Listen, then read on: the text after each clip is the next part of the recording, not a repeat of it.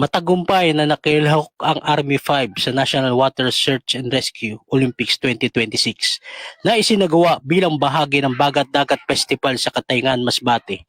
Layunin ng aktibidad na palakasin ang kahandaan at koordinasyon ng mga search and rescue responders sa pagtugon sa mga emergency sa katubigan. Nakiisa ang Army 5 kasama ang iba't ibang research and rescue teams mula sa Bicol Region. Kabilang ang mga kinatawan ng Philippine Army, Philippine Coast Guard, Bureau of Fire Protection, Philippine Air Force, Pro 5 Kasorog Cups Rescuer, Masbate PPO Wasar Team, mga MDRRMO at LGU Katayngan.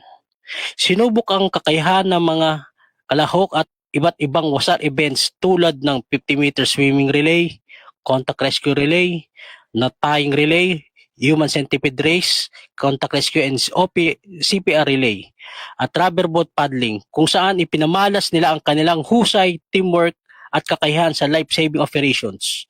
Samantala, nagbigay ng mga police security assistance ang Masbate Maritime Police Station at koordinasyon sa iba't ibang law enforcement agencies upang matiyak ang mapayapa, maayos at ligtas na pagdaraos ng buong aktibidad.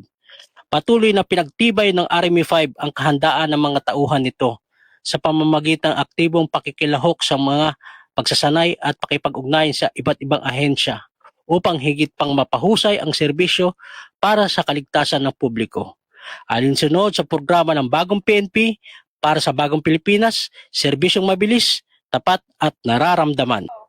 Mula dito sa Masbate Maritime Police Station, ako po ang inyong Police News Network correspondent, Police Staff Sergeant Jeffrey Albior, alagad ng batas, taga-taguyod ng Balitang Pulis.